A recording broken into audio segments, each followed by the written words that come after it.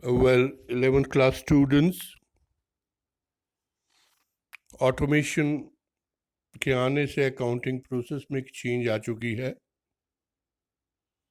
पुराने मेथड जो हम अकाउंटिंग के यूज़ करते थे, हाथ से मैन्युअली यूज़ करते थे, कंप्यूटर के आने से वो आउटडेट होने लगे हैं,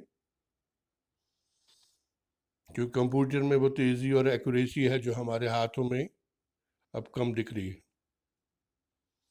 let's start with computerised accounting, what it is.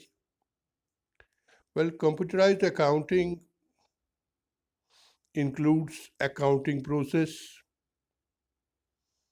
and this process is regarding recording, classification and summarizing of accounting data with the help of computers। यानी कंप्यूटराइज्ड अकाउंटिंग जो है, कंप्यूटर के थ्रू रिकॉर्ड भी करना, classify भी करना और summarise करना डेटा को, ये बेस है कंप्यूटराइज्ड अकाउंटिंग का। या कंप्यूटराइज्ड अकाउंटिंग में पूरा बुक कीपिंग कर देना, या कंप्यूटर के थ्रू हर बुक कीपिंग के जो बुक्स है उनको रिकॉर्ड करना। कंप्यूटराइज्ड अकाउंटिंग का सिस्टम जो है, इसमें अगर देखें हम तो एक तो इनपुट है। तो इनपुट में क्या किया जाता है कि सोर्स डॉक्यूमेंट्स को बनाया जाता है, या उसमें they are being provided for, data उसके बारे में होता है। यानी सबसे पहले हमें कंप्यूटराइज्ड अकाउंटिंग में डाटा चाहिए, और डाटा सोर्स डॉक्यूमेंट से मिलता है, जैसे चेक हो गए, रिसिप्ट हो गया, क्रेडिट नोट हो गया, इनवॉइसेस हो गए। फिर इन्हें प्रोसेस किया जाता है, और प्रोसेस किया जाता है रूल्स और मेथड्स के तहत, यानी अकाउंटिंग कॉन्सेप्ट्स, कन्वेंशंस और प्रिंसिपल्स को लेकर।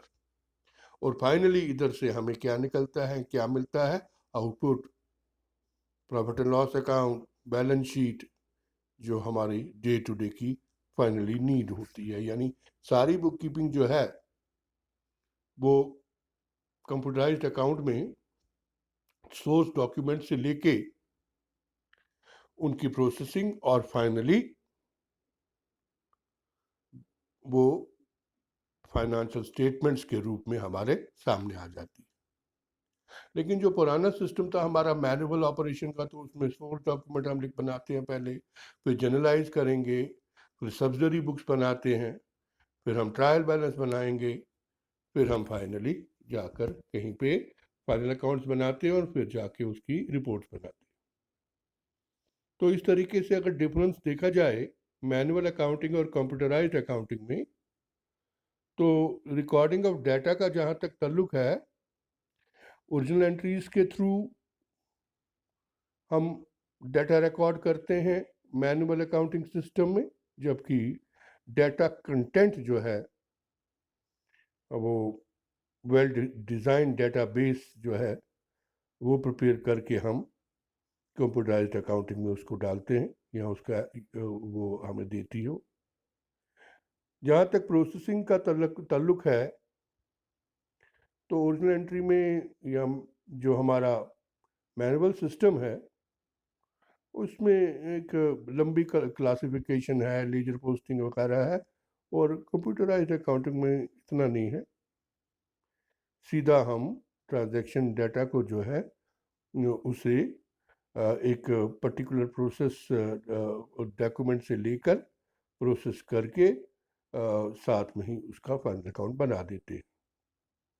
और जहाँ तक एडजस्टिंग एंट्री का ताल्लुक है, मैनुअल अकाउंटिंग में प्रिंसिपल मैचिंग कॉन्सेप्ट का यूज़ किया जाता है, बट कंप्यूटराइज्ड अकाउंटिंग का जहाँ तक ताल्लुक है, इसमें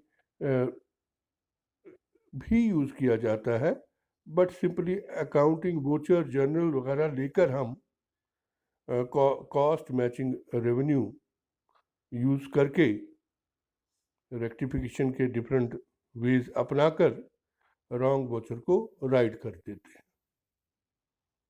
तो ओवरऑल देखा जाए तो कॉस्ट भी देखा जाए तो मैनुअल अकाउंटिंग में ज़्यादा लगती है और कंप्यूटराइज में कम लगती है।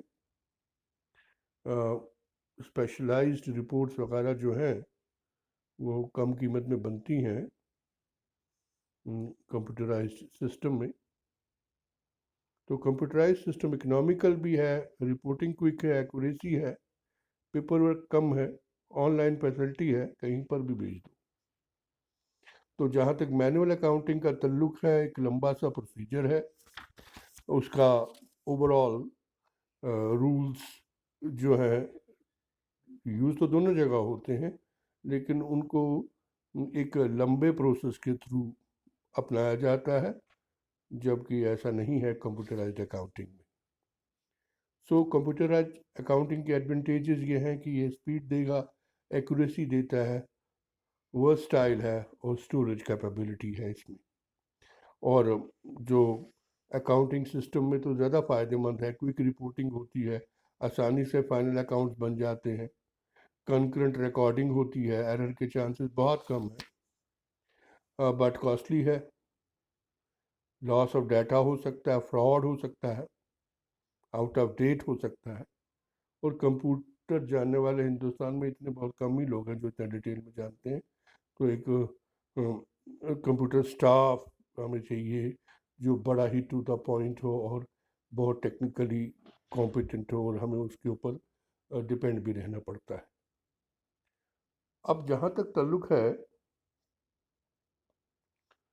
एप्लीकेशन ऑफ कंप्यूटराइज्ड अकाउंटिंग, तो मैंने कहा पहले भी कि वही स्प्रेडशीट्स की मदद से, जनरल लेजर की मदद से अकाउंट रिसीवेबल हम बना सकते हैं, निकाल सकते हैं, account payable, inventory control, payroll system, ये सारा जो है कंप्यूटराइज्ड अकाउंटिंग फॉर्मेटिंग के थ्रू या स्प्रेडशीट्स की मदद से इंफॉर्मेशन देती है।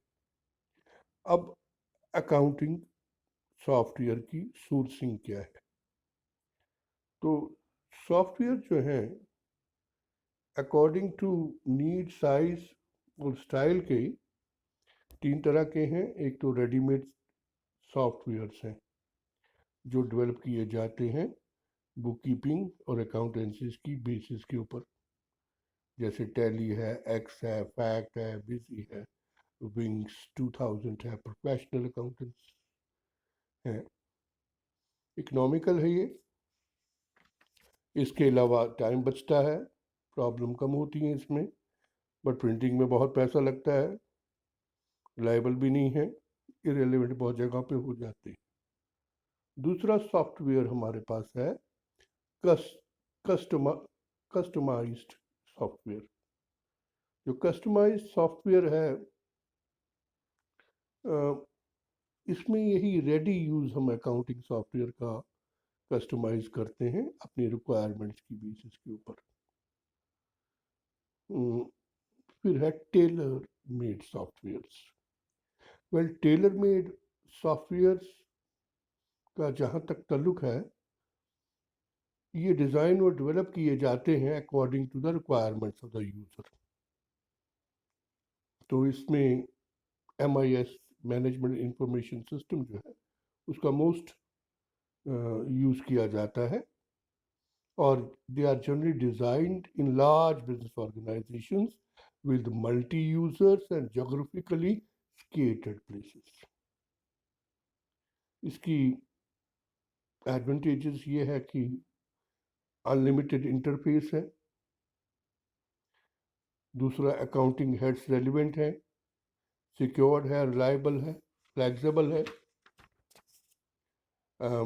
बट डेवलपमेंट कॉस्ट बहुत लगती है क्योंकि आपने अपनी नीड्स के हिसाब से इसको बनाना है। देन रेमुनरेशन काफ़ी होती है जो प्रोग्रामर्स हैं उनकी, और इंटरफेस जो है वो कॉम्प्लेक्स भी बन जाता है। So this was all about automation of accounting process. Thank you very much.